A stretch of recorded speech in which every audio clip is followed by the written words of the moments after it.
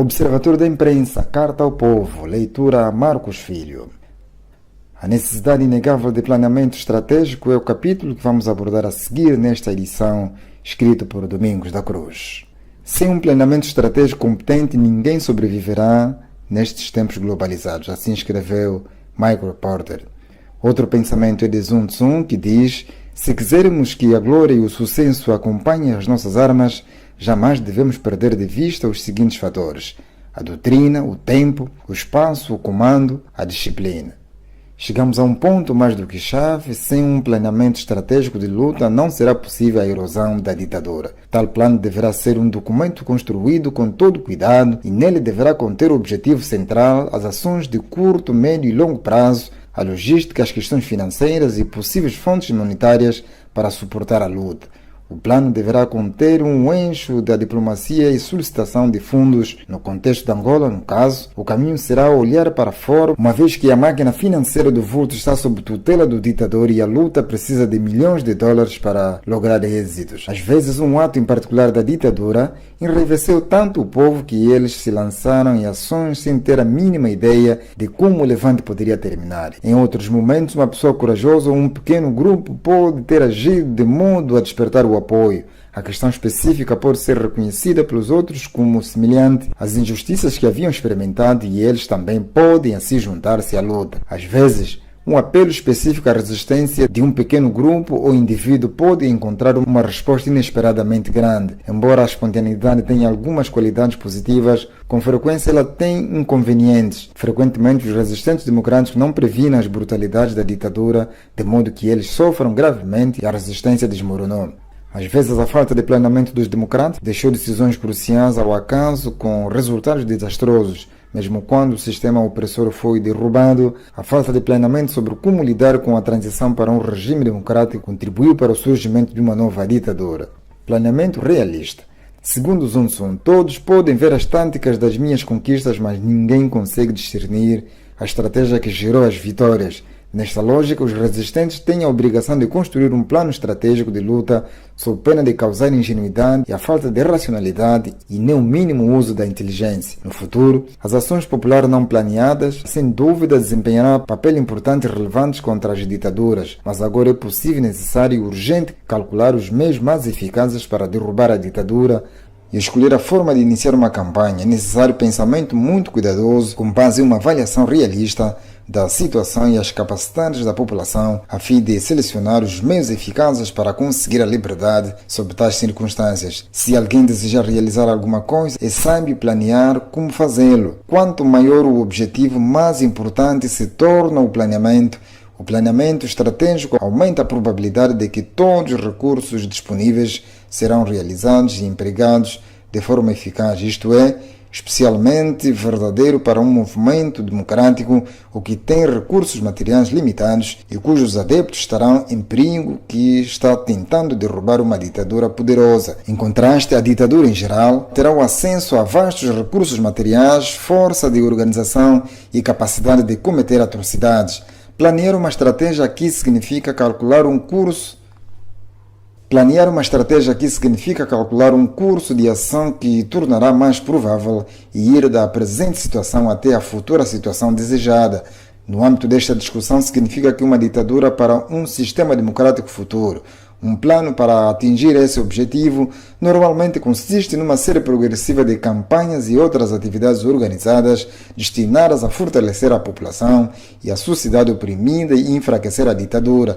Observa-se aqui que o objetivo não é simplesmente destruir a atual ditadura, mas estabelecer um sistema democrático, uma excelente estratégia que limita o seu objetivo a destruir a ditadura atualmente no poder, corre grande risco de produzir outro tirano. Obstáculos ao planeamento estratégico. Alguns expoentes da liberdade em diferentes partes do mundo não trazem a sua capacidade total para se aplicar ao problema de como conseguir a libertação. Só raramente esses defensores reconhecem plenamente a extrema importância de um planeamento estratégico cuidadoso antes de agir. Por conseguinte, isso quase nunca é feito. Por que as pessoas que têm a visão de trazer a liberdade política ao povo tão raramente preparam um plano estratégico global para alcançar este objetivo? Infelizmente, muitas vezes a maioria das pessoas em grupos de oposição democrática não entende a necessidade de planeamento estratégico ou não está acostumada ou treinada a pensar estrategicamente. Esta é uma tarefa difícil, constantemente perseguidos pela ditadura e oprimidos por responsabilidades imediatas. Os líderes da resistência muitas vezes não têm a segurança ou tempo para desenvolver habilidades de pensamento estratégico. Em vez disso, é um padrão comum simplesmente reagir às iniciativas da ditadura. A resistência está, assim sempre, na defensiva, procurando manter as liberdades limitadas ou os bastiões da liberdade, na melhor das hipóteses, retardando o avanço dos controles ditatoriais ou causando certos problemas para as novas políticas do regime. Alguns indivíduos e grupos, é claro, podem não ver a necessidade do tempo, planeamento de longo prazo de um movimento de libertação. Em vez disso, pode ingenuamente pensar que se eles simplesmente expulsarem o seu objetivo fortemente, firmemente e por tempo suficiente, ele de alguma forma passará. Outros presumem que se eles simplesmente viverem e testemunharem de acordo com seus princípios e ideais diante das dificuldades, estarão a fazer o possível para implementá-los. O casamento de metas humanas e a lealdade com os ideais é admirável, mas é manifestamente insuficiente para acabar com a ditadura e conseguir a liberdade. Outros opositores da ditadura podem ingenuamente pensar que se usam violência suficiente, a liberdade virá, mas, conforme observado anteriormente, a violência não é garantida de sucesso. Ao invés de libertação, ela pode levar à derrota, tragédia em massa ou ambos. Na maioria das situações, a ditadura está mais bem equipada para a luta violenta e as realidades militares, raramente, se é que alguma vez acontece, favorecem os democratas. Há também os ativistas que baseiam suas ações sobre o que sentem que devem fazer. Essas abordagens são, no entanto, não só egocêntricas, mas elas não oferecem orientação para o desenvolvimento de uma grande estratégia de libertação. A ação baseada numa brilhante ideia de que alguém teve também ilimitada. O que é necessário? Ao invés, é ação com base em cálculos cuidadosos nos próximos passos necessários para derrubar a ditadura. Sem análise estratégica, os líderes da resistência muitas vezes não sabem qual deve ser o próximo passo, porque eles não pensaram bem sobre as etapas sucessivas específicas necessárias para alcançar a vitória. Criatividade e ideias brilhantes são muito importantes, mas elas precisam ser utilizadas para fazer avançar a situação estratégica das forças democráticas. Absolutamente consciente da multiplicidade de ações que poderiam ser realizadas contra a ditadura e incapazes de determinar por onde começar, algumas pessoas aconselharam fazer tudo simultaneamente. Isso poderia ser útil, mas, claro, é impossível, especialmente para os movimentos relativamente fracos. Além disso, essa abordagem não oferece qualquer orientação sobre onde começar, onde concentrar esforços e como usar recursos muitas vezes limitados.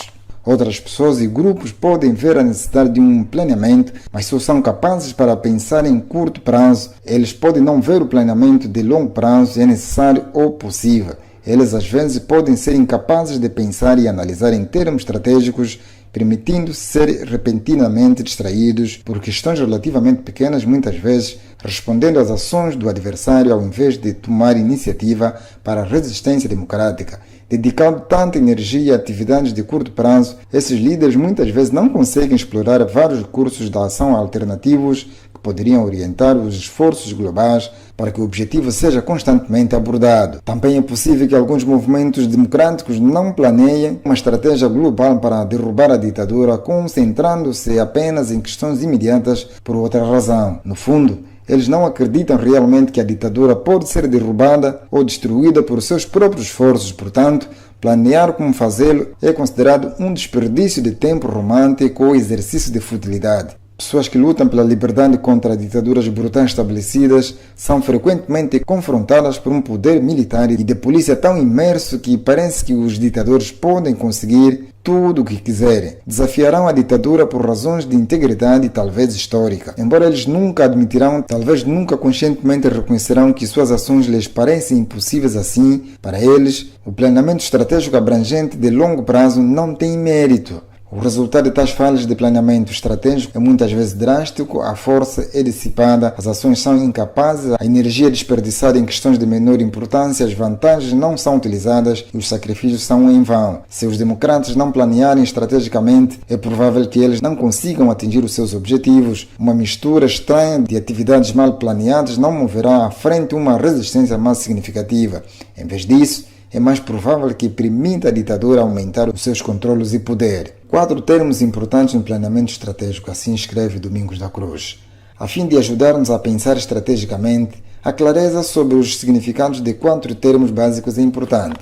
A fim de ajudar-nos a pensar estrategicamente, a clareza sobre os significados de 4 termos básicos é importante. Grande estratégia é o conceito que serve para coordenar e dirigir o uso de todos os recursos adequados e disponíveis econômicos, humanos, morais, políticos, organizacionais, etc., de um grupo de busca a atingir seus objetivos num conflito. No planeamento de uma grande estratégia, os líderes da resistência devem avaliar e planear quais pressões e influências devem ser exercidas sobre os adversários. Além disso, a grande estratégia incluirá decisões sobre as condições adequadas e o momento certo em que as campanhas de resistência inicial e subsequentes serão alcançadas.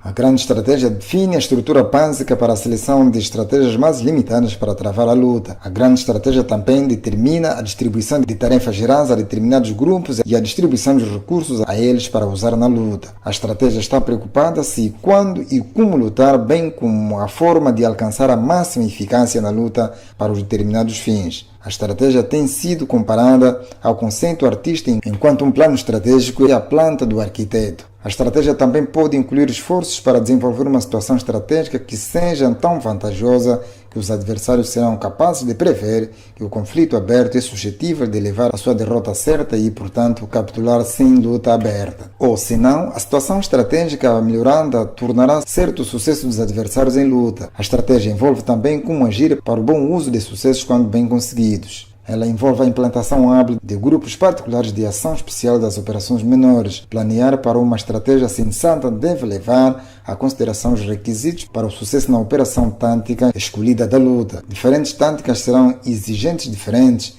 Naturalmente, apenas cumprir exigência não é suficiente para garantir o sucesso. Outros fatores também podem ser necessários. Ao elaborar estratégias, os democratas devem definir claramente os seus objetivos e determinar como medir a eficácia dos esforços para alcançá-los. Esta definição e análise permite ao estratega identificar os requisitos específicos para garantir cada objetivo selecionado. Essa necessidade de clareza e definição aplica-se também ao planeamento tático.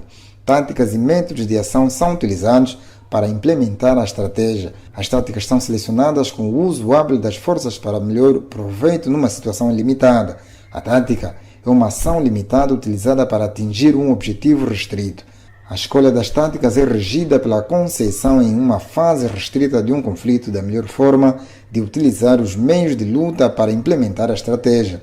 Para ser mais eficaz, as táticas e métodos devem ser escolhidos e aplicados com uma atenção constante à consecução dos objetivos estratégicos. Ganhos táticos que não reforçam a consecução dos objetivos estratégicos podem, no final, acabar por ser desperdício de energia.